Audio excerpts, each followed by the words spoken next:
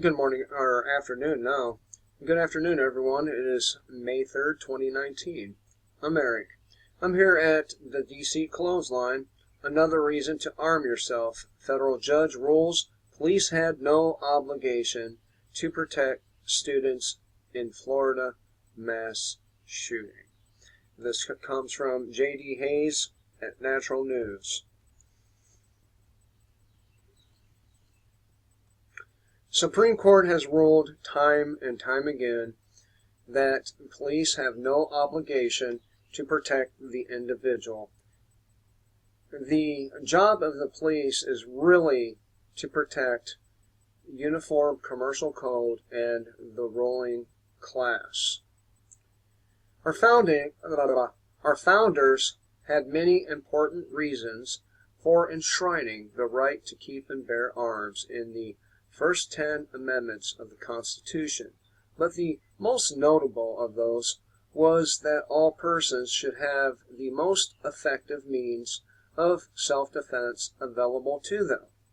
Now, more than 230 years later, a federal judge has reaffirmed what our founders knew centuries ago. It's foolhardy to rely on the government for protection against those who seek to do us harm, and especially when it's your government seeking to do you harm. And you know I'm right. You know I'm right that the government wants to do us all harm, and does us all harm.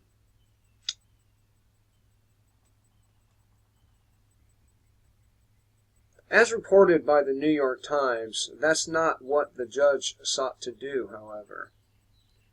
Meaning he did not seek to protect us from those who seek to do us harm.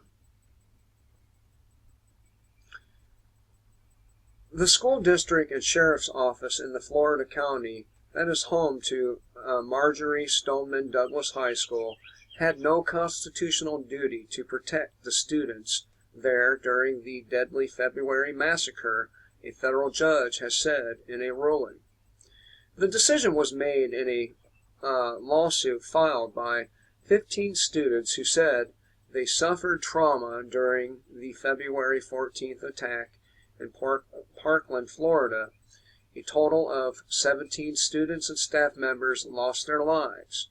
17 others were injured. According to U.S. District Judge Beth Bloom, even an officer who was stationed at the school specifically to protect kids from the very threat posed by shooter Nikolas Cruz in February 2018 was not obligated to act. Well, let me stop right there for a moment and point out that 2 witness accounts showed Nikolas Cruz was not the shooter. Student standing in line next to him, carrying on a conversation, and the teacher who saw the shooter. Just thought I'd add that. Meanwhile, a county judge, Patty Englander Henning, ruled that Scott Peterson, the armed sheriff's deputy who heard the gunfire but did not run in and try to stop the attack, did have an obligation to confront Mr. Cruz, even though it was not Mr. Cruz. 2 different interpretations of police obligations from 2 judges ruling on the same incident. How perfect.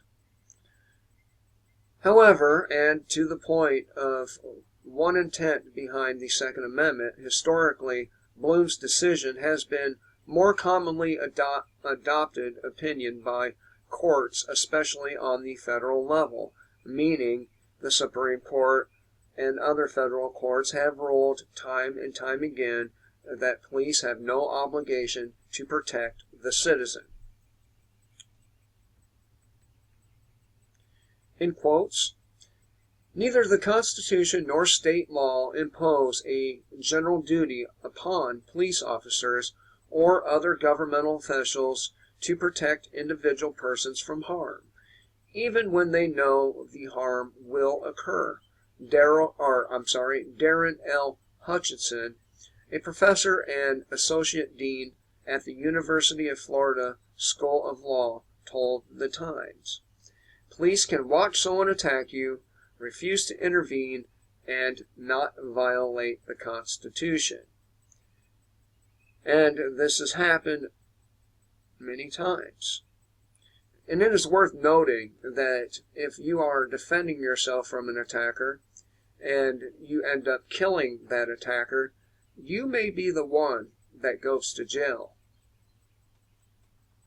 This is a catch-22 that cannot be allowed to continue.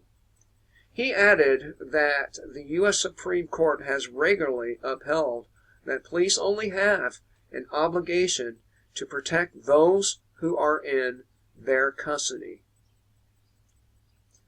And a related article is What the Hell Federal Court Rules That Broward Cops Had No Duty to Protect Parkland High Students Tosses Lawsuit. In quotes, courts have rejected the argument that students are in custody of school officials while they are on campus, Hutchinson said. I'm going to stop right there and argue that yes, they are, because if you have to have an excuse as a parent to come and get your child, and if they lock down the school and you cannot get your child, that would mean they are in the custody of the school. Custody is narrowly confined to situations where a person loses his or her freedom to move freely and seek assistance on their own, such as prisons, jails, or mental institutions. Oddly, he said there are some expectations to the commonly held legal standard. For instance, he said students in a crossing zone are in the custody of the school crossing guard. If the guard would happen to be distracted by something like a cell phone, and a child would get hit and hurt or killed by a car, then he or she would be liable. And I don't see how that is not applied to law enforcement or the officer stationed specifically for the protection of the students.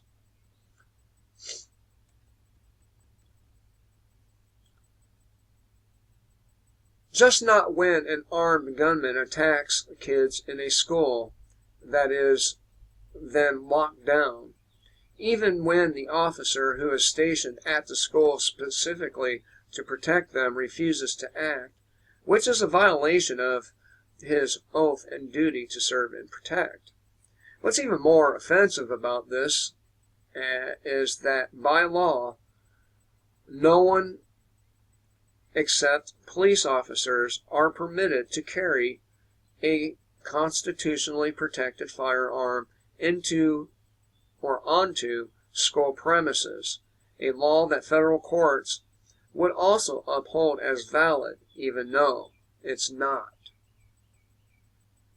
It's unconstitutional to infringe on the right to self-defense in any way. And that would include laws prohibiting some people from possessing these firearms, among others.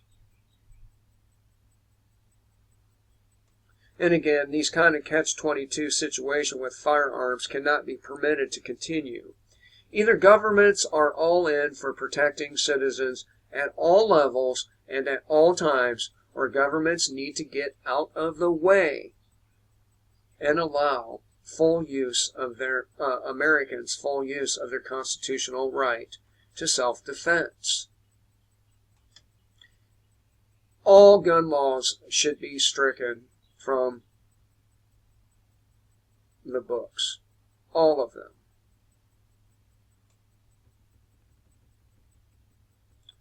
So, yet again, this shows the police are not there for your protection or your benefit. They're there for your detriment. And time again, these coward motherfuckers gun down unarmed